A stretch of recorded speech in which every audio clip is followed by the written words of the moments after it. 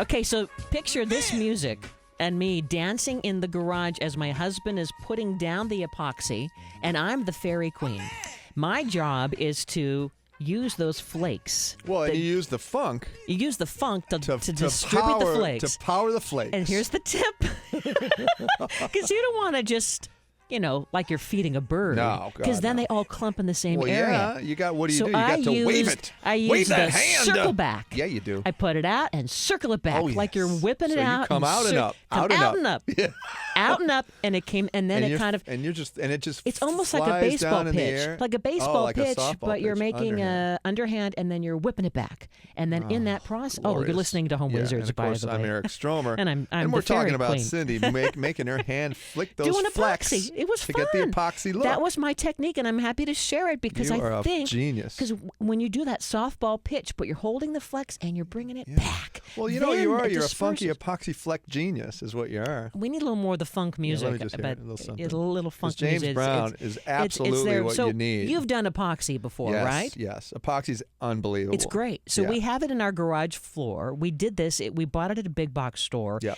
And you gave us a great tip. You said that when you buy, it was an all-in-one kit. This happened to be bare. It was a 2-part kit. It's all like the gloss and the stuff is all in there. But you said, because the first time we did it, it didn't go even. No. And you said to do... You mean to mix it with the paddle blade? To mix it with the paddle. So tell me why you told us to do that. So anyway, conceptually, epoxy comes in 2 materials. There's the epoxy itself, and then there's the hardener, and you mix it to become one. And then it becomes like a binder, and it makes it really hard, and that's what gives you the ability to paint, auto mechanic garage floors, gym floors, all those things that are high traffic areas that'll be impervious to water, grease, mud, whatever, and have a lot harder finish than traditional paint. So that's where you would use it. That's the application. Any kind of an area where it's high foot traffic or automotive, it will not come off the floor. But for it to not come off the floor, preparation is absolutely critical. And so what the paddle blade does, and I'll get to it in a second, but I'll just give you a quick overview. The paddle blade is an attachment that goes on a drill that looks like a long stick, and then at the end of it is sort of a wider propeller, if you will, just like those hand blenders that you use to make smoothies or whatever.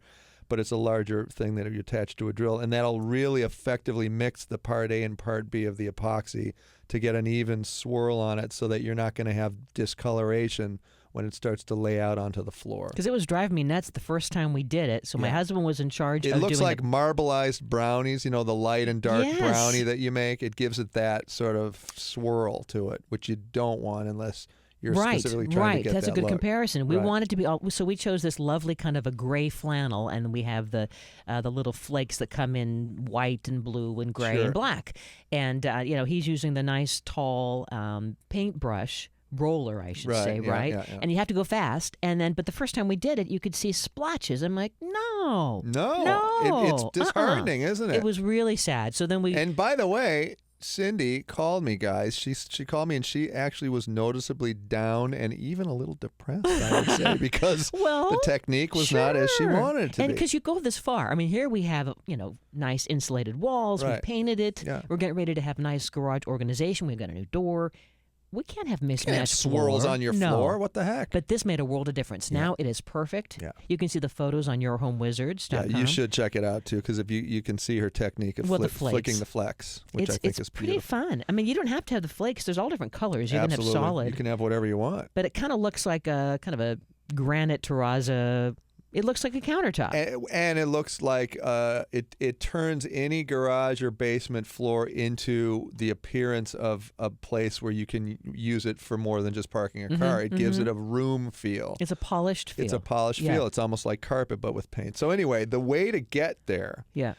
You're going to go over concrete, obviously, when you're going to do this application. So we got to get rid of that stain, don't we? You either have to, if it's new concrete, you have to let it cure thoroughly. You can't put it on brand new poured concrete. So you guys did that effectively. If it's not new concrete, there's going to be oil stains and, things that have fallen on it over the years. So you definitely have to clean the floor. You can use TSP first, mixed with water, to kind of get the grime and the dirt up. Then you rinse it thoroughly. And then from there, you've got to use an etching solution. And why that? Well, the etching solution will open up the pores. It'll pull out, all the things that have filled the porous aspect to the concrete. Oh, it's like a facial. There It's a you go. facial scrub. It's like taking the blackheads out, if you will. Ew. Yeah, I know. But it is. It's a facial scrub. Exactly. Like a exactly. little oatmeal To mask. prepare, it prepares the cement to receive the epoxy, I because then getcha. it'll saturate further into the cement and get a really good bond. It's like right? skin. I get you. Right. I'm with you. So the etching solution, you definitely want to wear goggles, and if you have rubber booties, go for it, because you're going to definitely have a lot of water on the floor.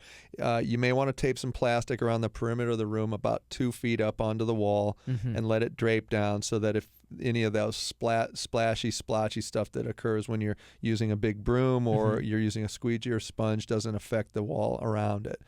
So then you get that set up with blue tape so it doesn't pull off the paint when you remove the plastic. Blue tape is key.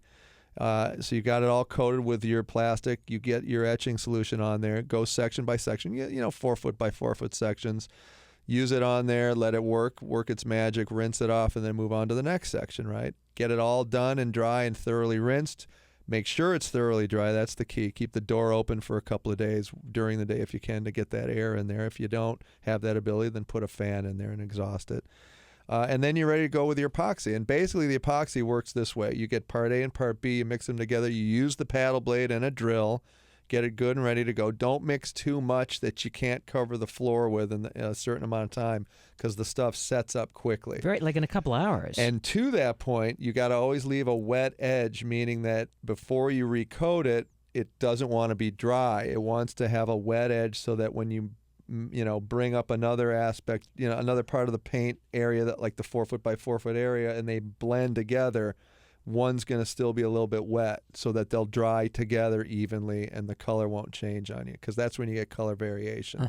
When one area dries and then the next part that you paint is wet and then it dries on top of that, you're going to get a different tonality. Sure. Okay? So it's tricky timing. It is. It's tricky timing. It's a There's no two-person question. job. And you want a 3/8 inch nap roller on a roller device, and then a long pole that you screw into the end of the roller handle.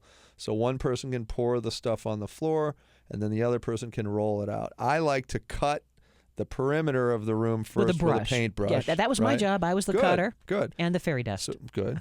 So cut that area first, and then if you can leave that area wet, better. Then roll into it, 4 foot by 4 foot section. Once you're done, move on to the next section. Make sure you don't, ace yourself out. If you want to do the fairy dust, you may have to do it while it's still wet in Which that is area. what we did. And so you got to start in a it. corner, exactly, so you can get over there and do that special and you don't softball. want to do the proverbial paint yourself in the corner problem thing, right? You want to make sure you're working your way out of the garage. And then so you've got the roller person. You've cut first, then the roller person does his or her thing. Roll it back and forth so it's nice and even. There are no ridges in the paint. And then fairy dust person B comes into play, and you put your funky James Brown on. You do your underhand softball lob.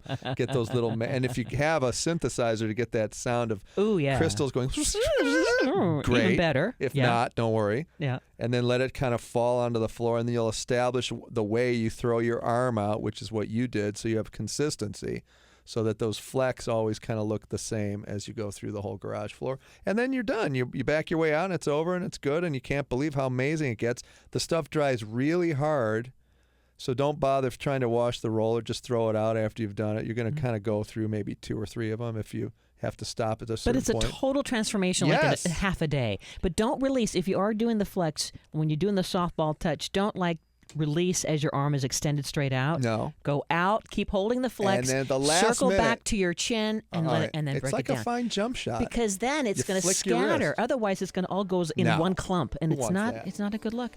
Anyway, we'll put all this Check on the it website. out, yourhomewizards.com. It's a great thing to watch her do. She looks like a dancer. Sure. Eric Stromer, Cindy Dole. You're listening to Home Wizards.